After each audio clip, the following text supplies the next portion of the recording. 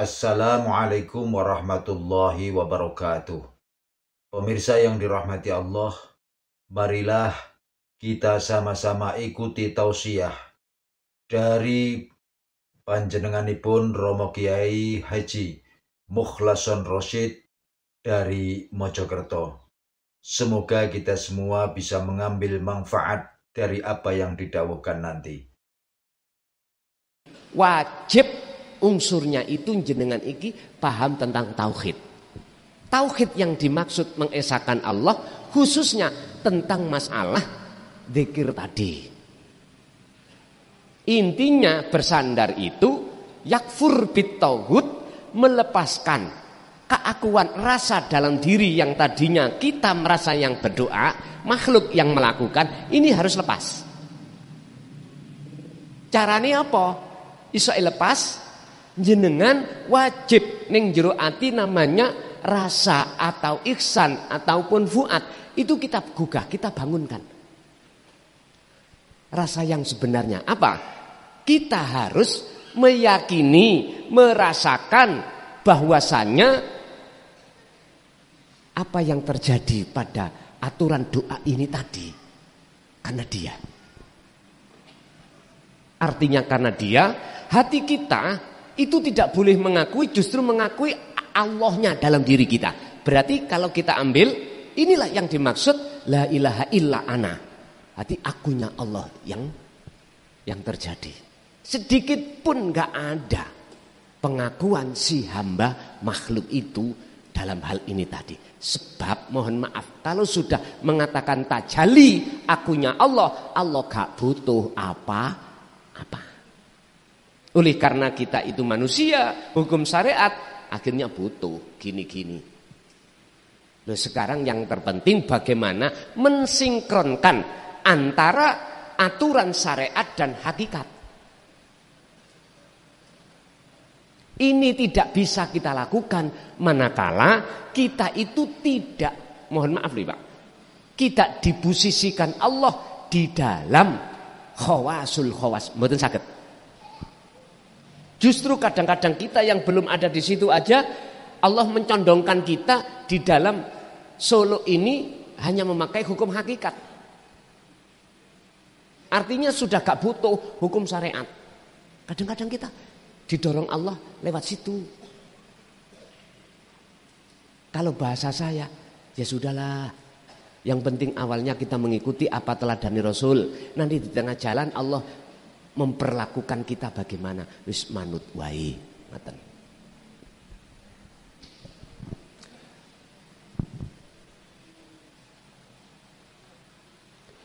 Wala tayassara, ini makalah berikutnya. Lan ora gampang apa matlabun perkara apa yang kita minta. Artinya doa itu mesti ketolak, gitu loh. Anta khali utawi ati kita iku talibuhu, wong sing nyuwun hu ing ma utawa matlab binafsika, disandarkan dengan dirinya sendiri. Artinya dalam hati sampean ini ndrenginging, ya Allah aku butuh, ya Allah aku butuh. Aku nih muncul makhluk niki berarti kita itu sama halnya bersandar pada diri kita.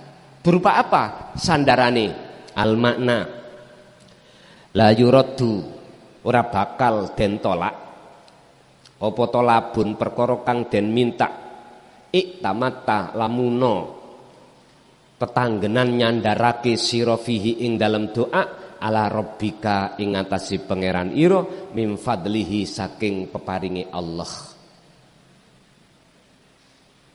Doa itu tidak akan pernah Allah tolak, alias mesti diparingke, mesti dikasihkan, dikabulkan jikalau hati kita itu bersandar hanya pada Allah. Tapi wala yusrun, lan ora gampang apa tolabun permohonan iktamata sing permohonan itu lamuno bertanggenan utawa bersandar nyandarake sira fihi ing dalem apa namanya doa ala kuwatika ing atase kekuatan ira wa khilatika lan ing atase daya upaya ira wa dzaka ikalan ing atase kepandaian ira. Maksudnya ngene, nek sampean kali kula bersandar karena kepandaian kita misalnya dalam hal membaca fasih, dalam hal alim, nek bersandar teng mriku mesti ditolak. Terus bersandar daya upaya. Aku bengi iki kok gak tangi ngono. Loh. Jadi kita itu punya sandaran karomah. Itu yang dimaksud karomah. Kita bersandar pada itu. Kok gak ini tak wiridno karomah ngono. Nah, ini. Atau kekuatan kita merasa bisa berdoa. Kita bersandar di situ. Miturut makalah ini. Gak gampang ikut diterima Allah, alias angel. Kalau bahasa saya menisan ditolak. Ngoten pun. Maksudnya apa tak kejemi ditolak supaya waktu jenengan kali kula niki secara manusiawi masa syariat itu doanya biar khudur hati datang Allah. Makanya apa namanya as-shalah. Salat itu kan doa ya. Isinya doa. Itu maksudnya sholat ini akan bisa khusyuk, Pak. Sholat ini akan bisa hudur nang Allah kalau sistem ini dipakai. Kalau sistem ini tidak dipakai, ya kita ya seperti itu aja lah. Kalau tidak gugur kewajiban, hati kita mengharapkan balasan surga, balasan pahala. Padahal itu adalah makhluk ciptaan Allah. Padahal Qur'annya wa qumu lillahi qanitin ay khashiin. Laksanakan itu dengan khusyuk. Laksanakan itu dengan khudur. Mana dibuka ayat ini di tengah masyarakat umum? Jarang, Pak. Makanya jangan heran akibati kita sholat ya mung asal sholat. Mboten saged tidak didoa, mboten saged. Asarhu keterangan man utai sapane wong iku aslama masrahake sapa man amrohu ing perkarane man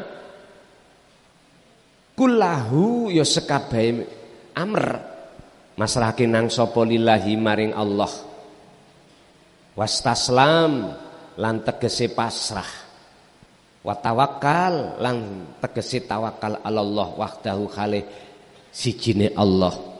Barang siapa yang masalahnya itu diserahkan kepada Allah atau ditawakalkan kepada Allah, qoroba mongko nyidekake sapa Allahu Gusti Allah lahu maring man nyedekake apa sing dicedekake mang ya perkarane nyedek menyang apa albaida perkara kang adoh iku dadi idek waya saro lan perkara sing addoia lahu asoba waya saron dadekake gampang sapa Allah ing man lahu maring perkara asoba perkara kang angel akhire dadi gampang perkara yang jauh dadi dekat perkara yang angel jadi mudah.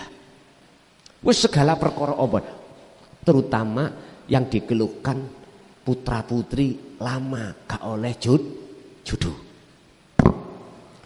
Niki nek cara Joko ngono ketuweken. Umur sudah 40 bahkan 50 belum nikah. Jane kepuingin. Tapi belum teko-teko. Lah wonten nggih, ada ya ini seperti ini. Ada. Bahkan kita sebagai orang tua, Pak, kalau punya anak putri, kalau sudah umur 25 bahkan 30, bingung toh? Bingung, estu bingung. Kok gak nikah-nikah? Teman-temannya sudah punya anak dan sebagainya. Kadang-kadang kita sebagai orang tua itu nyekel batuk, Pak. Kadang-kadang ada yang suka, dia gak suka. Kadang-kadang ngapunten kang kadah. Dia suka, orang lain tidak tidak suka, ada aja. Lah, untuk mensikapi hal ini, bukan perkaranya saya mendorong ngaji iki urusan dunia, tidak. Enggak. Kami hanya menyampaikan urusan jenengan ini mau meraktekkan apa enggak, itu urusan kita. Tapi yang jelas di dalam syarah tadi dikatakan perkara yang sulit menjadi mudah, perkara yang jauh menjadi dekat. Iki rezeki kok adoh ya. Kita sebagai makelar kadang-kadang sudah dapat pembeli, barang sudah ada, didukno gagal. Biasa ngoten niku, jual beli tanah ya. Wis DP gagal. Loh, kalau kita bersandar Pak, menyerahkan semuanya itu Allah, kita nggak bisa protes. Gagal ya sing gagalno sapa? Hasil ya sing menghasilkan siapa? Kalau hati sudah duduk di situ, justru itulah perkara yang susah kita dapatkan akhirnya dimudahkan Allah. Perkara yang jauh akhirnya dimudahkan Allah, didekatkan Allah. Udah, urusan iman kan kita masing-masing. Aku nggak boleh maksa, nggak boleh. Untuk beriman ini enggak, itu urusan kita masing-masing. Wa anjaha lan gampang ngabulno sapa Allah lahu maring perkarane man arroho iba ing perkara hajat sing gak gampang kinabul. Sampai punya hajat kok gak gampang kinabul, maka berlakulah seperti ini. Apa? Tawakal. Serahkan masalah itu kepada Allah. Caranya menyerahkan secara hakikat, lepaskanlah keakuan diri kita sebagai makhluk yang punya masalah. Pun lepaskan. Yang namanya ikhtiar usaha secara syariat wajib berlaku, tapi tetap hati sampean jangan ngaku. Misalnya contoh, tawakal niku jangan diartikan hanya di dalam makom khos tok loh Pak. Khos saja loh, enggak. Sampean artikan juga di khawasul khawas. Contoh, sing khos ya. Sampean pingin tanah sampean payu. Terus tonggo sampean pireng. Terus tetangga kita kasih tahu, Pak D, tadi aku ketemu orang pingin cari tanah, dibikin rumah. Aku dikasih nomor HP ini. Kalau cocok tolong Pak D, sampean hubungi Pak D. Kita yang di host, Bah, karepe Gusti Allah nek anu payu ya payu, gak ya gak. Loh, meneng. Jangan tawakal itu kita artikan di sini saja, jangan. Diem aja. Ngomong, aku jane kepingin rokokan loh Pak. Gitu. Kepingin ngombe wedang. Kula tawakal nak nggone host. Bah, nek murup lah, nek nang cangkemku lah nyedot-nyedot dhewe ya. Dadi enggak ada tindakan, lho ngono lho. Kopi yo gak tak ambil, gak tak minum. Yo, pasrah itu jangan diartikan diem. Jangan. Artikanlah bagaimana tawakal itu yang terjadi di dalam golongan khawasul khawas. Bagaimana golongan khawasul khawas? Tetep Pak pundi ponakane wae lho tangga. Pundi nak tak hubungane. Halo, Assalamualaikum. Betul jenengan iki pados tanah? Nggih, nggih, nggih. Loh, tapi proses itu dalam hati sampean sudah lepas makhluke. Gini kita tawakal maksudnya. Paham nggih? Gampang daripada masa-masa dulu Pak. Mboten dijelasno ngeten niki. Sak niki dipermudah sampean. Waman lan utai sapane wong niki sebaliknya. Iku yak tamidu nyerahake sapa man ala aklihi ngatasé akale kepinterane wa kuwatihi lan kekuatane daya upayane. Sebab aku pangkat, aku punya kedudukan, aku punya harta benda mewah. Jadi hati kita bersandar di situ. Bagaimana kalau kita itu bersandar di situ? Dalam sebuah hajat atau persoalan, ya faqat wakalahu, mongko temen-temen nyerahake ing perkara iku sapa Allahu Gusti Allah ila nafsihi maring awak dhewe man. Jari Gusti Allah, ya wis selesekno sih. Ngono jari Gusti Allah. Allah berkata, ya selesekno dhewe. Pak nyun sewu. Apa bisa tah? Kita itu menyelesaikan padahal sifat kita la haula wala asline mboten saged. Mboten saged. Tapi mengapa kita tidak sadar? Kalau itu dari Allah. Inilah cara Allah menutupi hati seseorang dari kebenaran manakala dia masih tetap tidak percaya dengan risalah Rasulullah. Ini ingat, dalam ayat Allah itu memberikan satu hidayah pada seluruh umat. Ini ada dua golongan, satu menerima, satu tidak. Lah hidayah itu disampaikan lewat Kanjeng Nabi.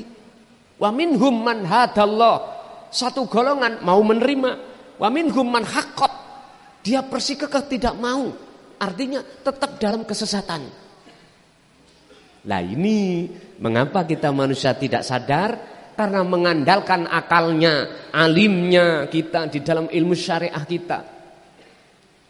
Akhirnya dengan apa bisa babi ulumihim yahjubullah, Allah menutupi hati kita. Akhirnya jangan heran kalau kita tidak sadar. Cara Allah menutupi tidak hanya dengan akal saja, tidak hanya dengan kealiman kita. Bisa jadi Allah menutupi kita wa amwalihim. Apa? Dengan harta benda. Harta benda kita kaya. Dengan kekayaan itu Allah menutupi hati kita. Dengan jabatan itu bisa menutupi hati kita dengan Allah. Itu disebabkan karena kita sudah tidak ada percaya lagi dengan risalah yang dibawa Rasulullah di dalam bil huda wa dinil haq niki. Ya sudah, saya sudah tidak tebeng aling-aling loh Pak ya. Cara saya mengikuti sistem Surabaya, prei koreng. Ya Surabaya kan prei koreng. Pahami prei koreng? Siap dicaci, siap dihujat, siap dibentrok-bentrokkan. Artinya ini sudah resiko saya Pak. Malah penak kula. Terus didengkeni, terus wis gak ngaji. Gak boleh ngaji ke Surabaya. Alhamdulillah Pak kula. Tambahan anggit sampe. Tapi yang seiman dengan hati saya ndrenginging, lha ngoten nggih. Ya terus piye maneh, bagaimana lagi? Kalau itu sudah dipasrahkan Allah terhadap kita sebagai makhluk untuk menyelesaikan perkara, asline ngoten Pak.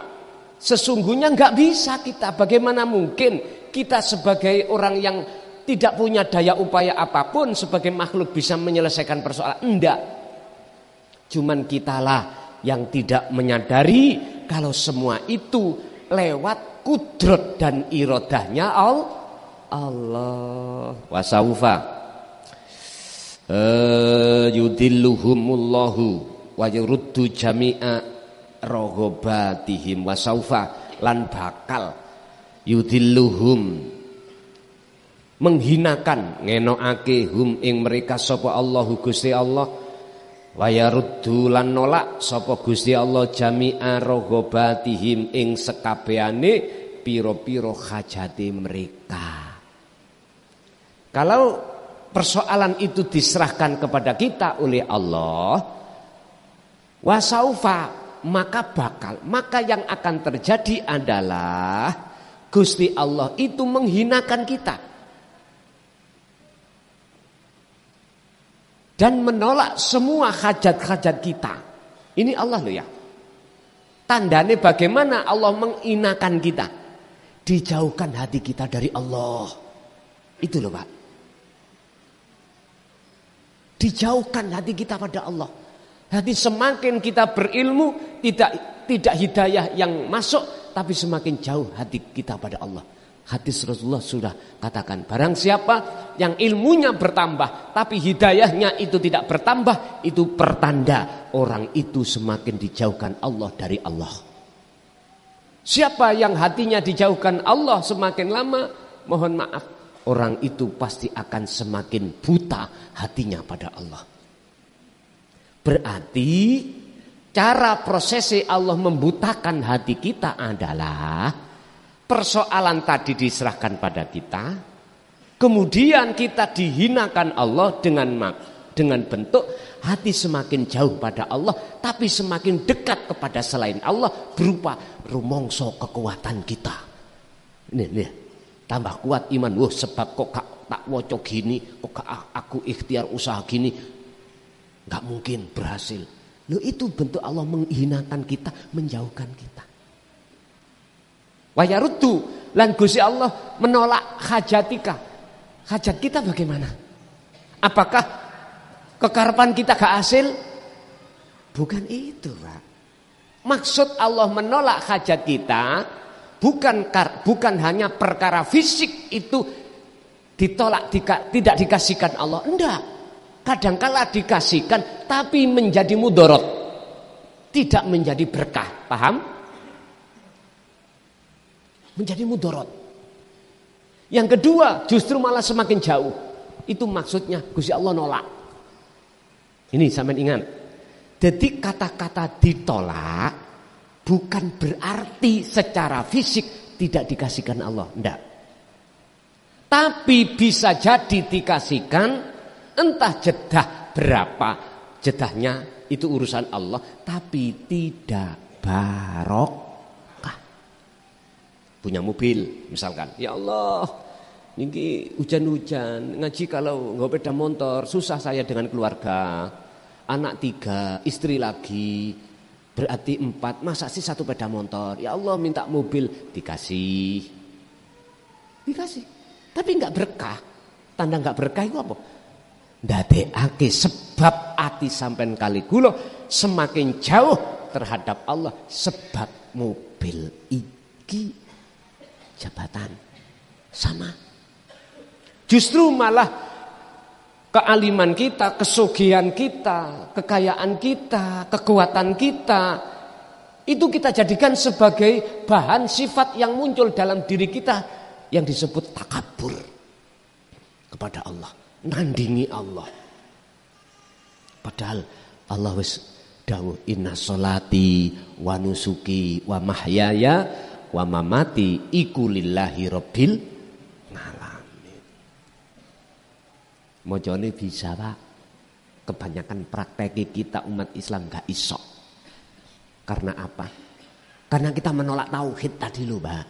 Kuncinya ada di situ. Sama, mengapa kita memperingati Maulid ini kok hanya secara syar'i saja? Hakikinya tidak. Padahal hakikinya tujuannya adalah kita itu tafaul supaya jiwa kita betul-betul fitrah. Sampai kanjeng Nabi dawuh ngeten lho. Setiap bayi yang dilahirkan ini dalam keadaan fitrah. Artinya fitrah di situ hati ini ruhania belum kecampuran urusan dunya. Ngoten lho niki. Hati ini murni wahdah datang Allah. Berhubung kita sudah melewati akil balik sampai puluhan tahun iki, hati kita campur dengan perkara selain Allah sehingga menjadi hati kita gelap pada Allah sehingga enggak sadar semuanya itu Allah. Perilaku Allah semuanya, wujud Allah semuanya, kita enggak sadar. Ini berarti tidak adanya kesadaran hati kita tentang hal itu menunjukkan hati kita itu, jiwa kita belum fitrah. Makanya harus diadakanlah namanya tazkiyatun nafsi.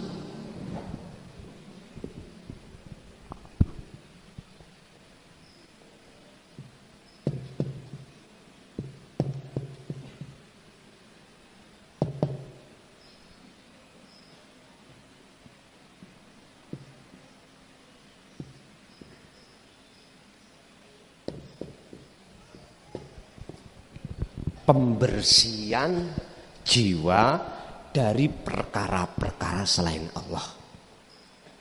Dibutuhkanlah 3 komponen: ilmu tauhid, amal berarti kholwat, istiqomah terus menerus. Ngilmu topo meditasi boleh dikatakan meditasi, kholwat boleh, yang jelas harus tahu bagaimana kholwat, apa yang dibaca kholwat itu. Istiqomah terus menerus baru jalan.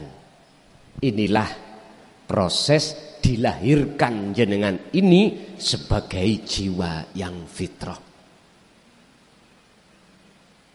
Jiwa yang fitrah. Miturut surat Az-Zumar ayat 54, Allah berpesan, lakukan hal yang seperti ini sebelum kematianmu datang. Wa anibu ila rabbikum wa aslimu lahu. Wa aslimu berarti tawakal.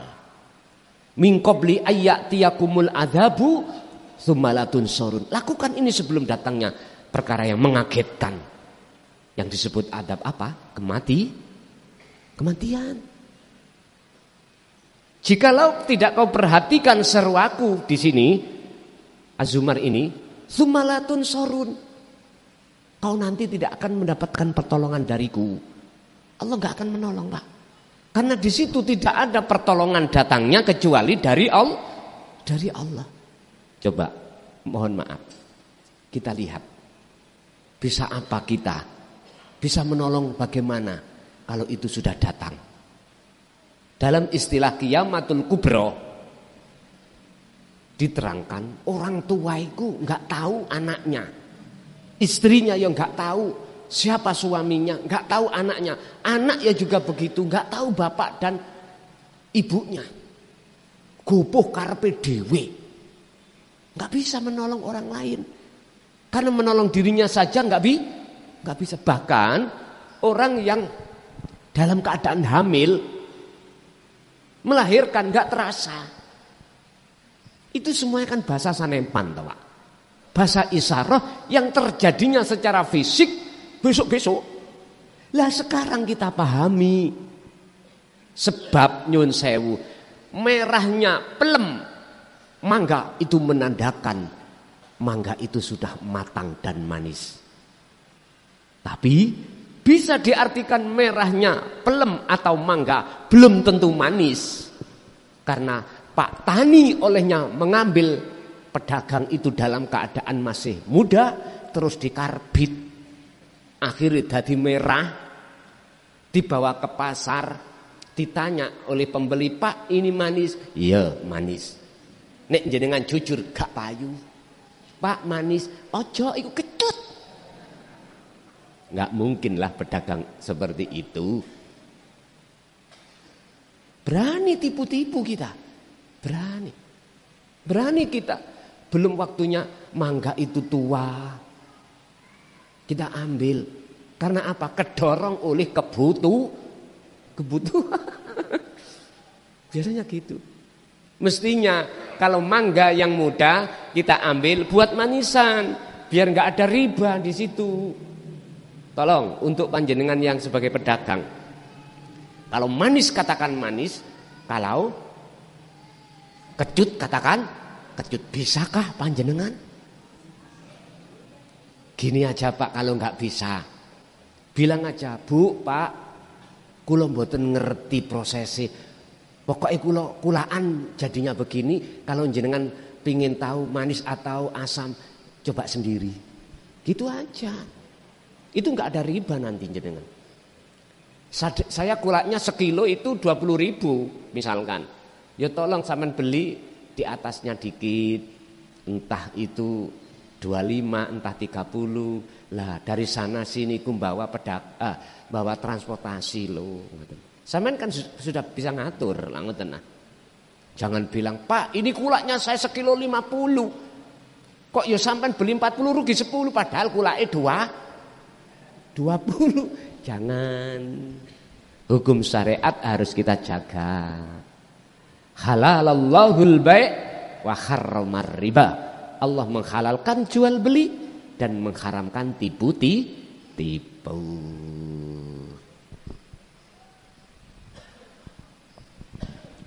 Al khulasatu tawi ringkesan. Nek wis ana khulasa berarti wis kate buyar, ngoten lho Pak. Idza lam yazal tatkalane durung ilang fi qalbika ing dalem ati ira apa imanun iman bil makhluqati iman terhadap pira-pira makhluk. Contoh, sapa sing ngaji? Oh, klason. Iku berarti iman yang seperti ini belum hilang. Siapa yang sholat? Aku. Ning jero ati sampean lho. Ngakoni aku kita makhluk yang bisa Apabila perkara iman seperti itu belum hilang di dalam hati, maka fala tarju. Mongko ojo ngarep-ngarep ira imanaka ing iman ira bil haqqi kelawan bener. Ai ihsani tegese iman naik ke ihsan. Jangan harap kita akan bisa ihsan iman kita manakala iman kita hati masih pada makhluk. Kan asalnya Islam, iman, lalu ihsan.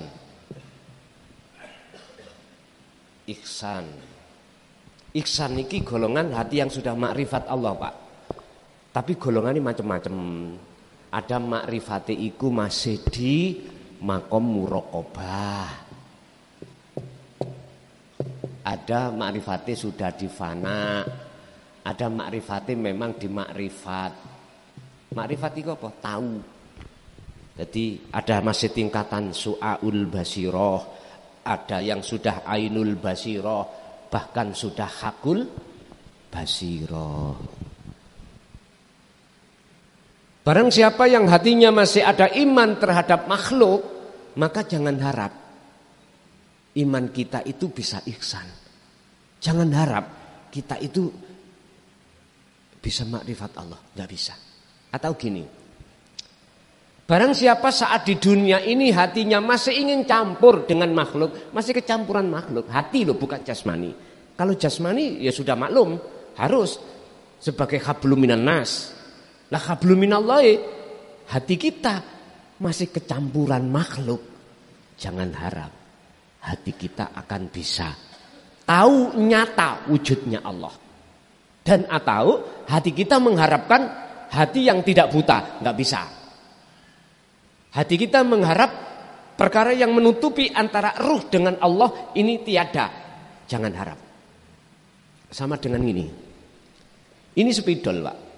Tak tutupi kopiah, enggak akan terlihat wujudnya spidol. Kita umpamakan spidol itu wujudnya Allah. Kalau namanya kopiah ini masih bersarang, kopiah ini makhluk, Pak ya, anggap makhluk, masih bersarang dalam hati kita.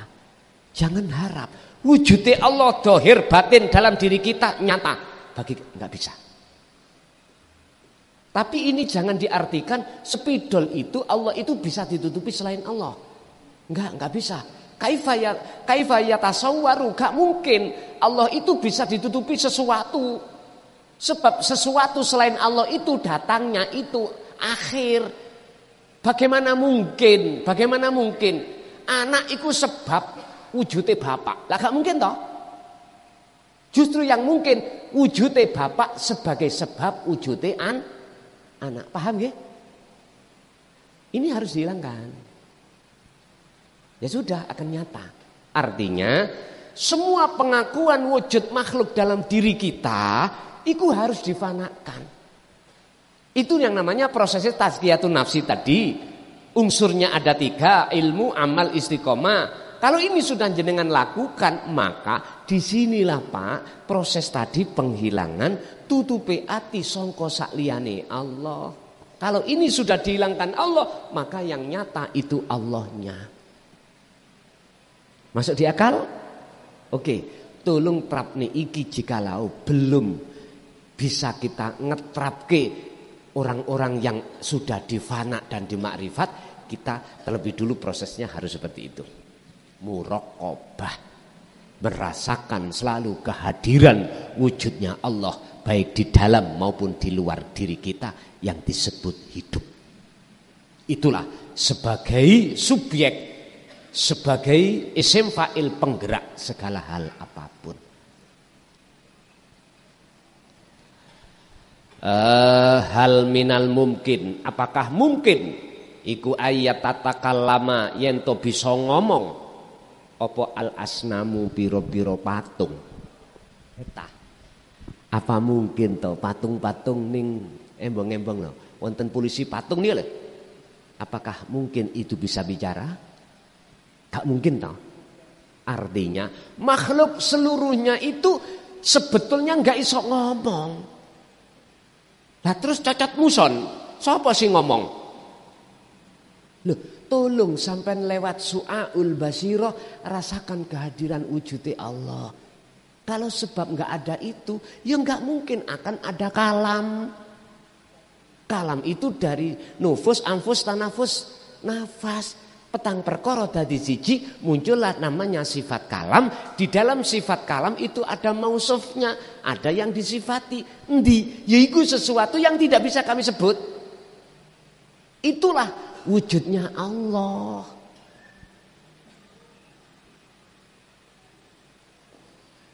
Mboten bingung nggih? Mboten nggih? Pun Bapak Ibu, bahasa mungkinkah patung itu bisa ngomong? Kalau maksudnya sampai ngomong patung polisi, patungan, ya jelas langsung nyandak. Ya gak mungkin, mereka sering praktekno duduk. Mboten ngomong lah ngoten dah. Wis saiki patung sejatine patung dolei yang disebut dalam Al-Qur'an al-asnam. Allah perintahkan yakfur bitauhid. Arti al-asnam itu sama artinya tauhid. Artinya piro-piro penyakit, piro-piro berholone ati. Endi berholone ati? Ya wujud kita itu, Pak. Sing rumangsa kita wujud. Nanti jenengan akan tahu mana sih nafsu sebetulnya wujudnya itu. Ternyata kita. Yang hati kita ngaku-ngaku kita wujud, yaitu nafsu. Makanya Rasulullah mengatakan jihadul akbar. Perang yang paling besar bukan Khandaq, bukan perang Uhud, bukan perang Badar, bukan perang Palestina. Kalau sekarang lo ya, yiku umatku besok akan menghadapi perang dengan hawa nafsunya masing. Iki dikatakan akbar besar. Karena kebanyakan kita itu tidak tahu musuh kita. Mana sih nafsu? Ternyata malam hari ini saya katakan nafsu adalah wujud nyatane wasus. Wasus sama ada. Asus secara batin adalah apabila dalam hati kita muncul rasa keyakinan yang melakukan kita makhluk iku nafsu. Wujud dohire nafsu adalah ya wujud kita ini pun. Padahal semuanya akan sirna. Lah ngoten nggih? Kullu nafsin dha'iqatul maut. Begitulah sekilas info tentang tawakal. Tetap sebelum kita masuk dalam makhlul qiyam, kita buka tanya jawab seperti biasanya. Monggo panitia, Pak pengurus supaya membantu untuk.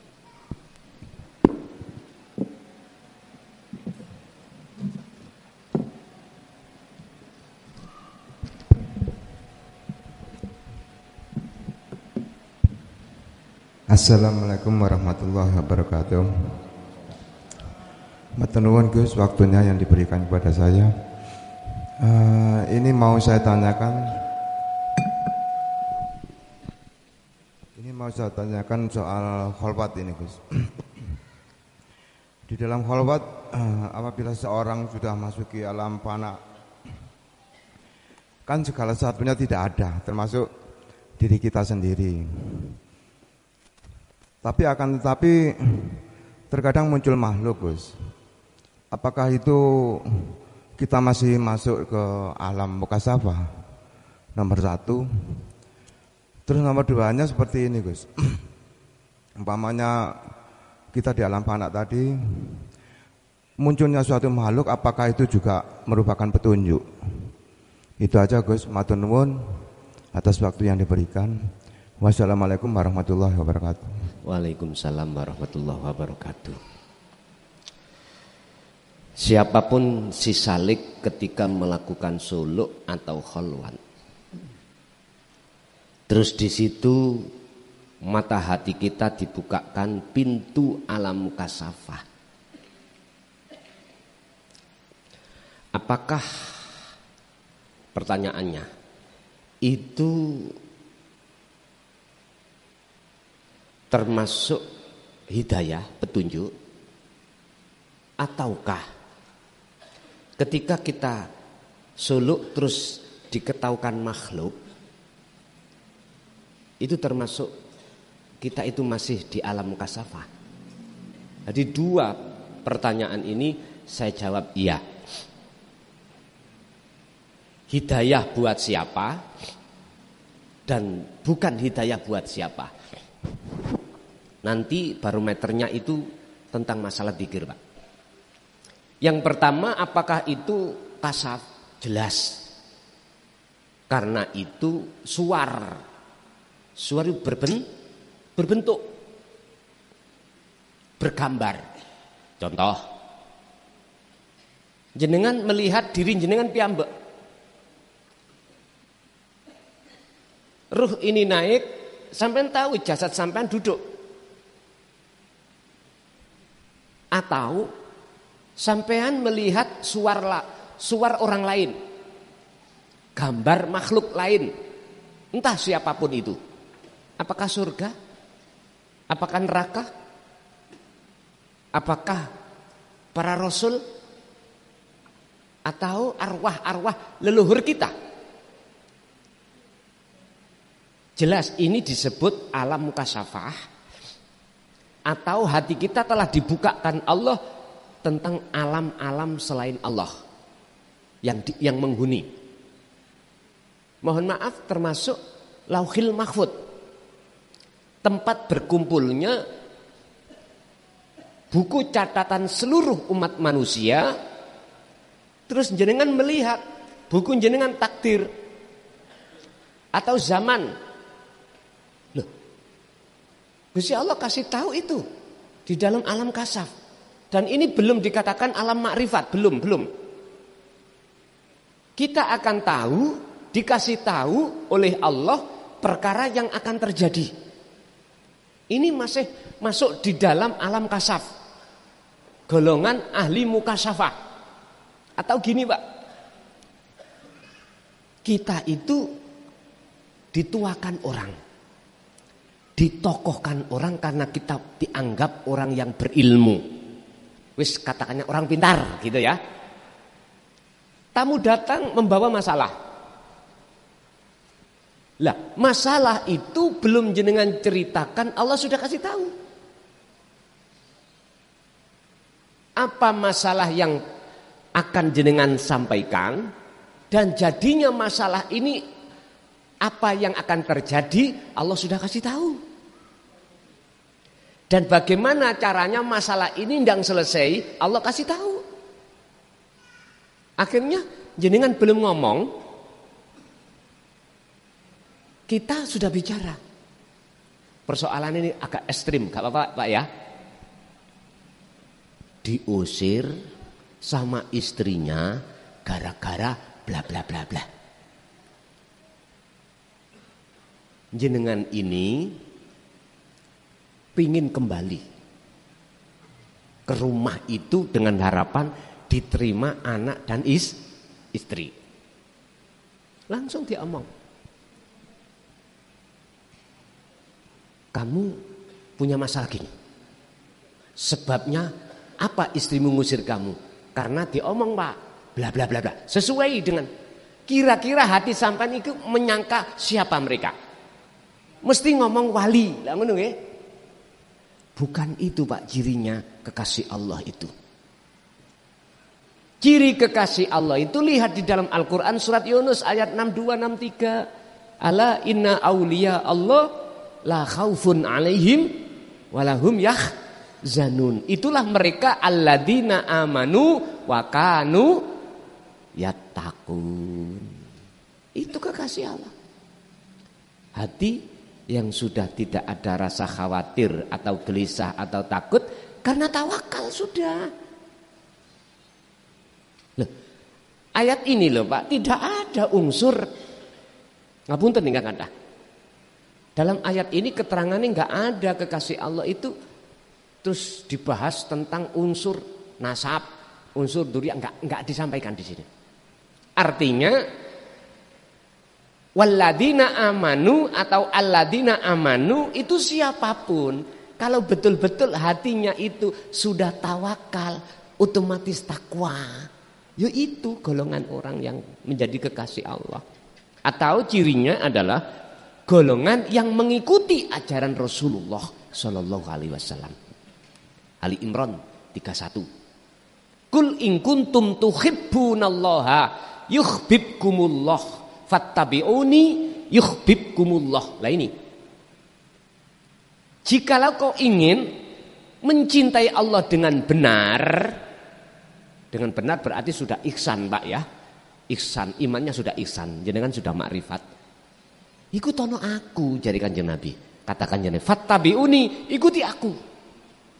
Jikalau kau betul-betul mengikuti aku, teladan ini kau, contoh ini kau lakukan, yuhibbukumullah. Yuhbib maka akan menjadikan kekasih sapa Allah kum ing sira kabeh. Berarti cinta sampean diterima oleh Allah. Akhirnya jenengan dijadikan sebagai kekasih. Lah, jenengan mesti kaget. Loh, kok ro ya?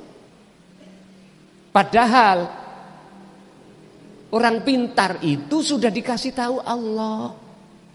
Oleh karena ini bahasnya makhluk, saya sebut sebagai alam mukasafah.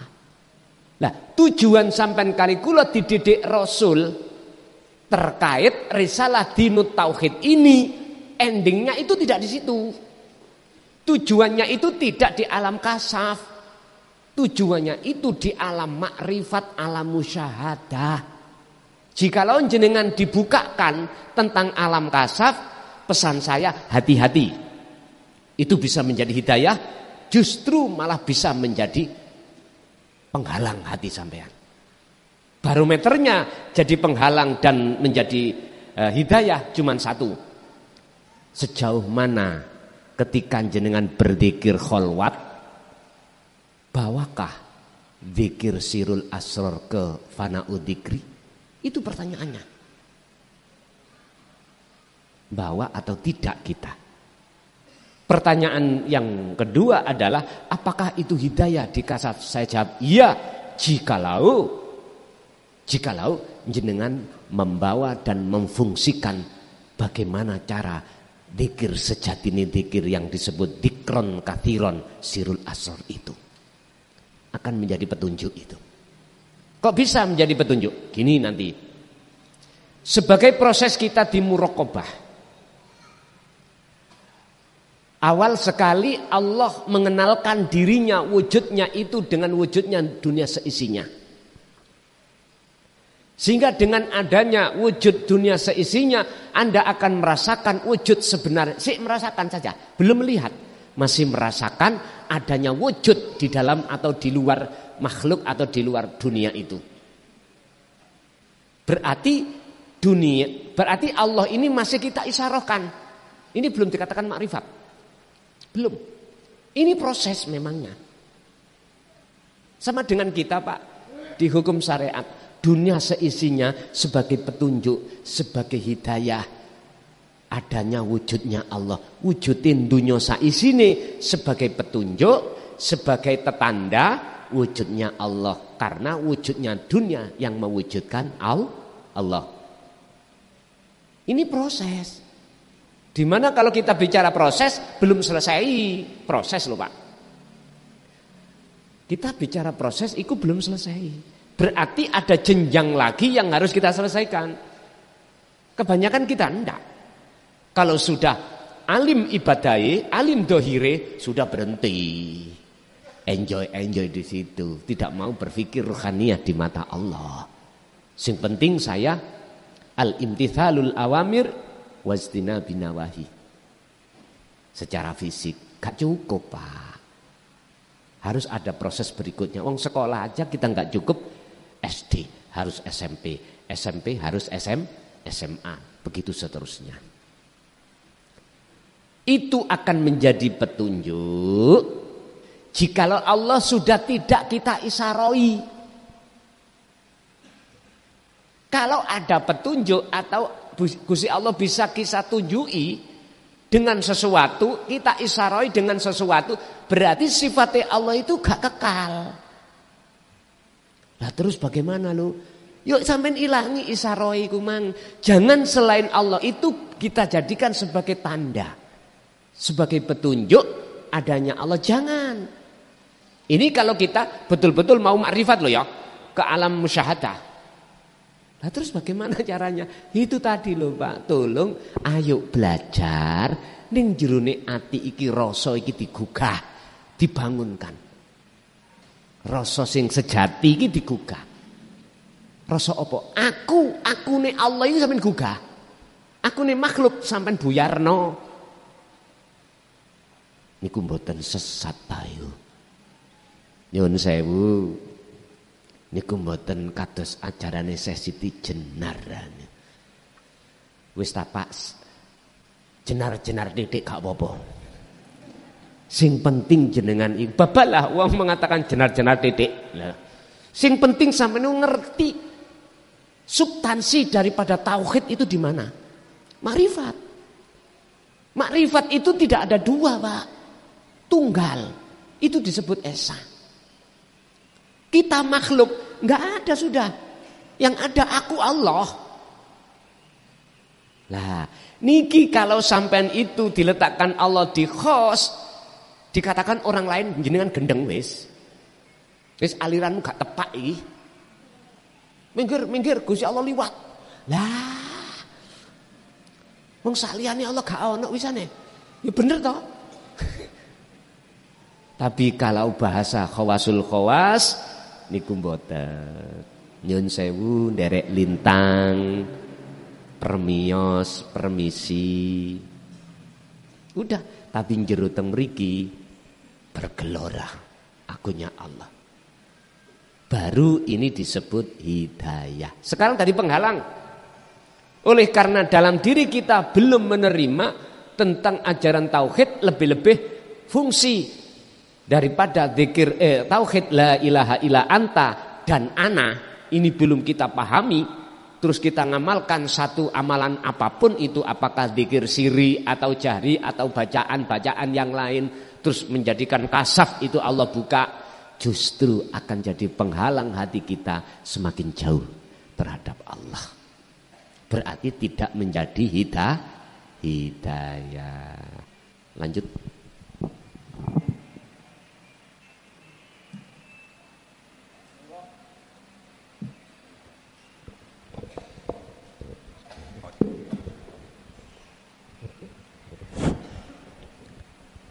Bismillahirrahmanirrahim. Bismillahirrahmanirrahim. Nur Rabbi bihaqqi Nur Muhammad la hayyun la ilmun la sami'un la basirun la qadirun la muridun la mutakallimun la mawjudun bihaqqi illallah. Assalamualaikum warahmatullahi wabarakatuh. Allahumma salli alfi ala Muhammad. Saya mau bertanya Gus, bagaimana caranya hati ini bertawakal kepada Allah yang bisa tembus menjadi ihsan? Andaikan dalam hati berkata bahwa yang berperan, yang berbuat itu adalah Allah, dalam hati sir qalbun mengatakan demikian, tapi dalam jalannya Allah, dalam pandangan mata itu istilahnya enggak cocok ke dalam hati kita, itu masih ada kemangkelan, ada kemarahan, cuman bisa bertahan. Tapi di sisi lain dalam hati itu sebetulnya tiada yang berbuat kecuali Allah. Saya tidak bisa berbuat apa-apa. Itu yang selalu dikatakan dalam hati. Cuman di sisi lain dalam hati itu masih ada kemangkelan, kemarahan. Itu apa namanya, dinamakan tawakal nomor 1, apa nomor 2. Itu satu. Terus misalnya seseorang itu waktu sebelum mendengarkan ajan ilmu tauhid, tiap malam selalu istiqomah untuk tahajud, sholat hajat, witir, tasbih, bahkan istighfar dan sholawat beribu-ribu, bahkan berpuluh-puluh ribu. Di waktu, di saat seperti itu, orang itu hajatnya itu selalu terkabul seakan-akan. Setelah mendengarkan ilmu tauhid dan juga setelah mendengarkan dari Gus Mokhlason, sekarang itu orang itu kok kayak malu, kok kayak males untuk berzikir jahar mengistiqomahkan seperti itu. Dan sekarang sering duduk melamun, hanya yang ada di dalam esir hu Allah, hu Allah. Itu kadang bingung. Sekarang orang itu seakan-akan kayak gendeng gitu loh, kayak bingung, mau minta malu, kepinginnya minta. Itu satu. Itu yang dinamakan yang tadi dikir ditinggalkan, sekarang tinggal kayak seperti itu lebih baik yang mana?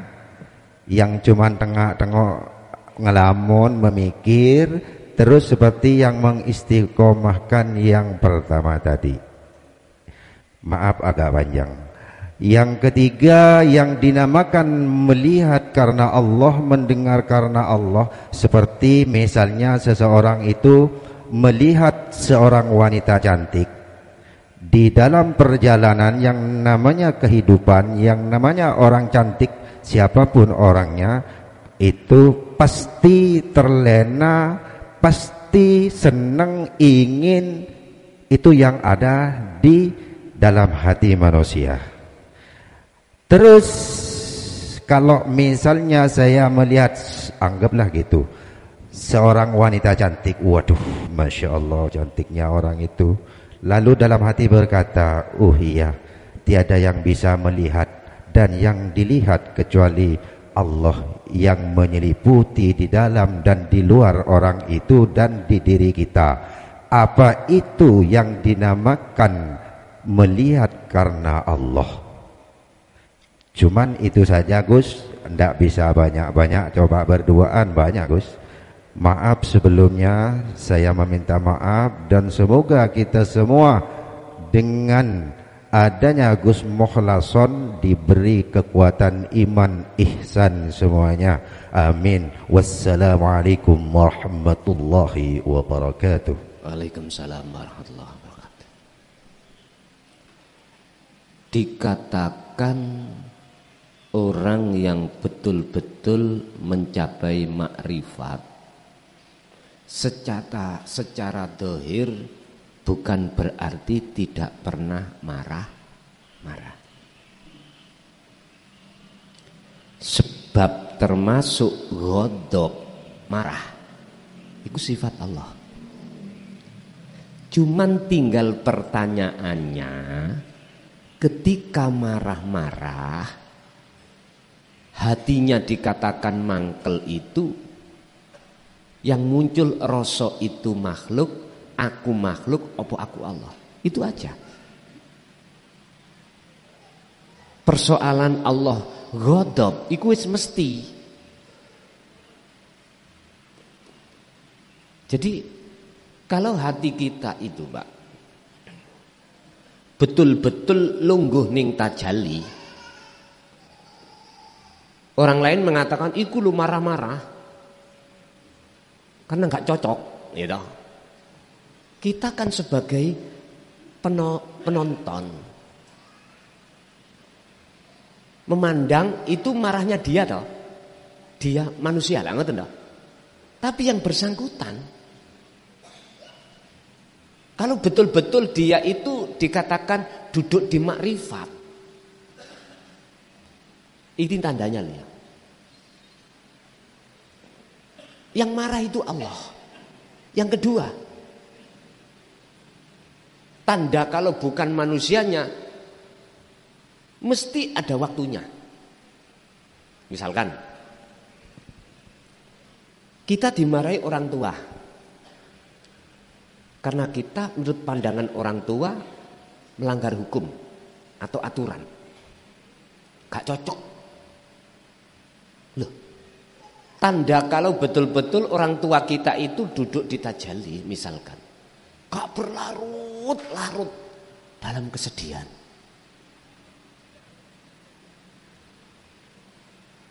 Kita sebagai sang pemandang, manakala memandang makhluknya mesti jadi ini wis mak repot, makrifat itu ya. Kok sih marah? Kita lupa Pak, kalau Allah itu punya sifat ghadab. Bahasa kita bahasa amarah. Makanya tadi saya katakan, orang yang sudah duduk betul-betul di makom makrifat, bukan berarti tidak pernah marah. Suatu saat akan muncul marah, tinggal beliaunya itu mesti duduk di tajalli. Beda dengan marah kita. Kita duduk di takholi. Sebab perkara yang gak cocok pada kita sebagai orang tua nang anak. Mau marah-marah Pak. Hati ini jelas terasa sakit.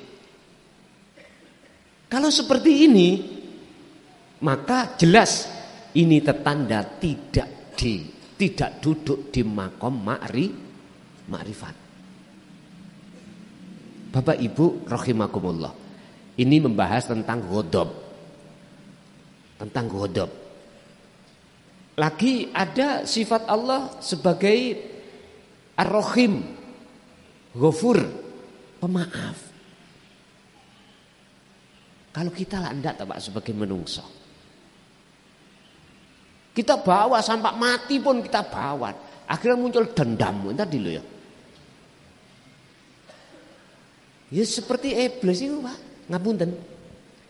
Waktu zamannya Nabi Adam masih hidup, iblis itu disuruh sujud.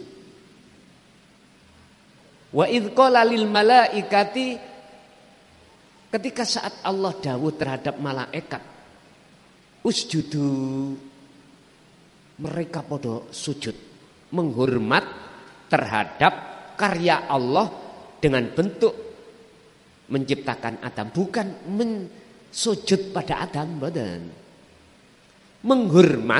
Menghormati, memuja karya Allah atas terciptanya Nabiullah Adam sebagai manusia. Illa iblis, kecuali iblis yang enggak mau. Karena apa? Karena di dalam hati iblis aba wastakbar, ada sifat takabur. Artinya gini,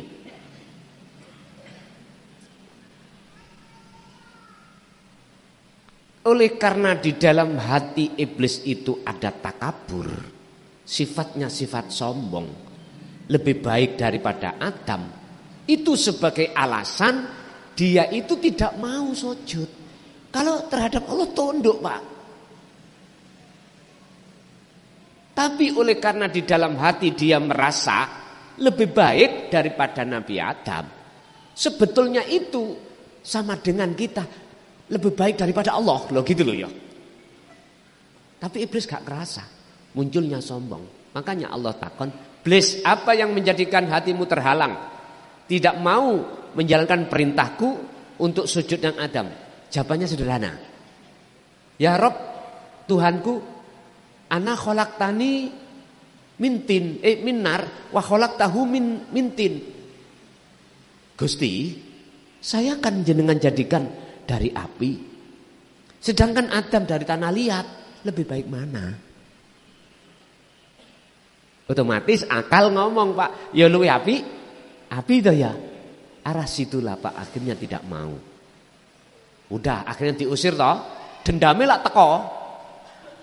Terus dendam sampai kapanpun, sampai anak putune, sampai sampai aku tetap disesatkan, diseret keluar dari aturan Allah, iblis.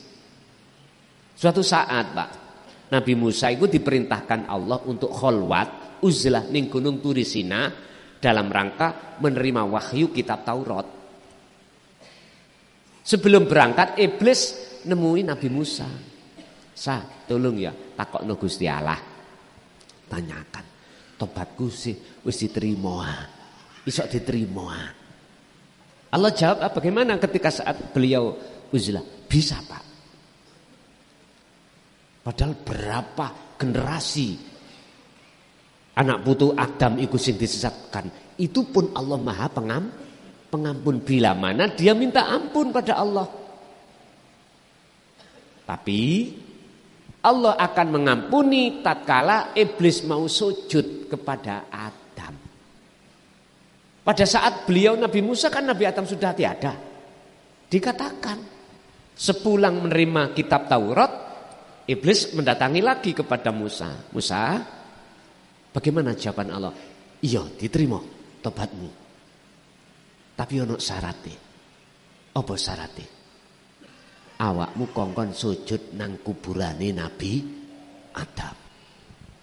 Langsung ngadeg Pak, tambah gede takaburi. Jangankan, mohon maaf loh ya, ning kuburan waktu urip waktu hidup saya nggak mau, apalagi dia sudah meninggal. Gak katik-katik. Loh, dendame sakmono Pak. Sampai kata zurtumul makobir, sampai dia mati tetap dia menyesatkan karena dendam. Kalau Allah kita sudah bisa menyimpulkan selama kita mau taubat, oke. Kesalahan kita yang terbesar apa Pak? Syirik. Bentuknya kita beriman pada selain Allah. Dan taubat wis. Hanya itu.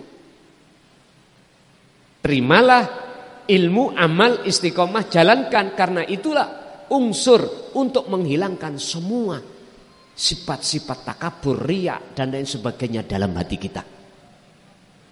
Hanya itu. Sebetulnya sederhana tau. Kalau bahasa iblis kinayahnya kongkon disuruh untuk ke makom Nabi Adam sujud tok. Lah ngoten ta? Iku lah bahasa kinayah. Fatalaqa Adamu mir rabbihi kalimatim fataba alaih. Khusus Nabi Adam kesalahan makan buah khuldi, dia mohon maaf, mohon ampun akan kesalahan iki, akhirnya beliau tobati bisa diterima. Carane Nabi Adam fatalaqo. Sopo Adamu mir rabbihi. Nabi Adam itu menerima apa? Kalimatin. Kalimatin iki wahyu. Kalau bahasa kita kalimat iki apa? Mana petunjuk sing menjadikan hati sampean bisa mengesahkan Allah. Karena kita masih menduakan Allah. Ternyata itulah dinut tauhid. Jawabannya di situ. Pemirsa yang dirahmati Allah, demikian tadi tausiah dari Kiai Haji Agus Mukhlason Rosyid dari Pondok Pesantren Jaya Baru Bangsal Mojokerto. Semoga apa yang didawuhkan kita bisa mengambil manfaatnya. Demikian dari saya sebagai pengantar acara. Kurang lebihnya kami mohon maaf. Wassalamualaikum warahmatullahi wabarakatuh.